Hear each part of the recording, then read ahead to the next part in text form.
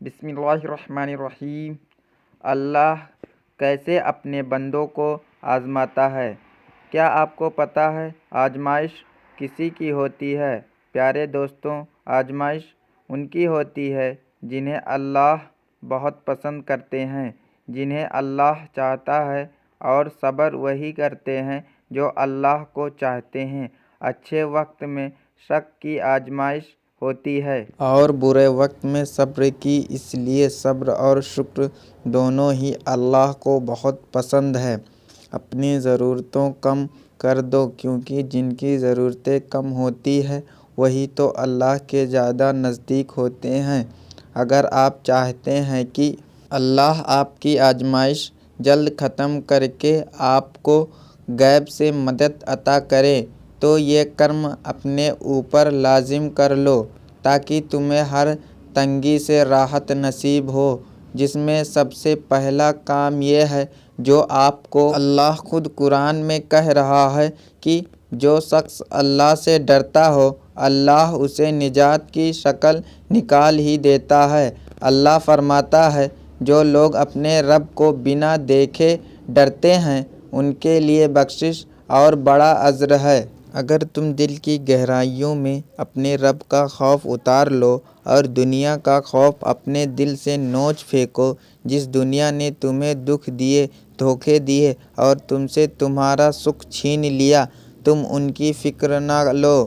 تم اندھیرے راستوں سے بغیر خود پر پورا بھروسہ کر کے اپنے دل کو اللہ کے معرفت اور محبت سے بھر لو، تو وہ تمہاری زندگی کو خوب آراستہ اور مزین کر کے لطف و کرم کا ایسا معاملہ چلائے گا کہ سارے اسباب اس کے تابع ہو کر تمہارا راستہ روشن کر دیں گے۔ اگر تم اپنی آزمائش ختم کرنا چاہتے ہو تو یاد رکھو، راحت ہو یا رنج، یاد رکھنا اللہ تمہارے صبر کو آزما کر اپنا پسندیدہ بندہ دیکھتا ہے کہ کون ہے جو ہر حال میں اسے راضی ہے، کون ہے جو اتنی تکلیف اور پریشان میں بھی اللہ کے اوپر توکل کرتا ہے۔ اللہ تعالیٰ تو خود قرآن میں قسم کھا کر کہتا ہے کہ جس نے مجھے راضی کر لیا میں اسے ہر پریشانی سے نجات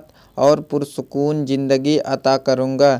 اس لیے آزمائش ایک طرح سے آپ کو مضبوط کرنے کے لیے بھی آتی ہے، جو کہ بہت ضروری ہوتا ہے۔ اللہ جانتا ہے کہ بہت کمزور ہو، اس لیے انہی چیزوں کے ذریعے آزماتا ہے جو آپ کی من پسند ہوتی ہے، اور یقین کرو اسی آزمائش سے آپ اتنے مضبوط ہو جاتے ہو کہ کوئی آپ کو کچھ بھی بول دے تو آپ کو فرق نہیں پڑتا، کیونکہ آپ خود بھی مضبوط ہو جاتے ہو اور اللہ سے آپ کا رشتہ بھی مضبوط ہو جاتا ہے۔ پھر آپ سب کچھ چھوڑ کر اللہ پر بے فکر ہو جاتے ہو۔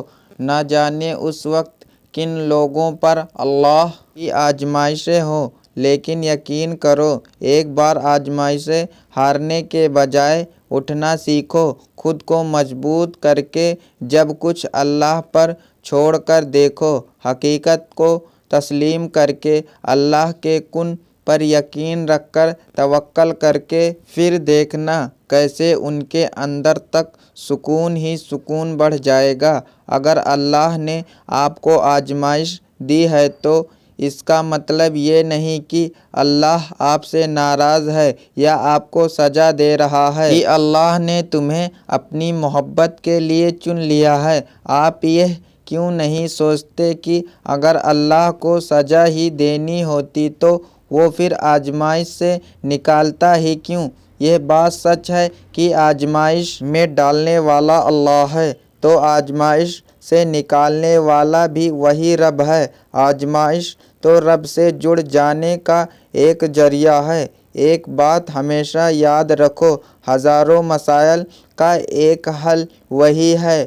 تو جہاں توکل ہو وہاں شکوے نہیں ہوتے، جہاں توکل ہو وہاں کبھی دل بے سکون نہیں ہوتا۔ اگر پھر بھی لگتا ہے کہ ہمت باقی نہیں، اب تو جان لو وقت پہ آزمائش اب ختم ہونے کو ہے۔ یہ آزمائشیں اور تکلیفیں بے وجہ ہی مقدر کا حصہ نہیں ہے، تمہیں شکر کے سجدے تک لانے کا ایک ذریعہ ہے۔ اس لیے دوستوں، اللہ پاک سے دعا کریں کہ اللہ پاک ہم سبوں کو ان باتوں پر سننے سے زیادہ عمل کرنے کی توفیق عطا فرمائے۔ آمین ثم آمین۔ پیارے دوستو، امید کرتا ہوں کہ آپ کو یہ ویڈیو بہت پسند آئی ہوگی۔ ویڈیو پسند آئی ہو تو لائک کر کے چینل کو ضرور سبسکرائب کر لیں اور جاتے جاتے ایک پیارا سا کمنٹ ضرور کر دینا۔ السلام علیکم۔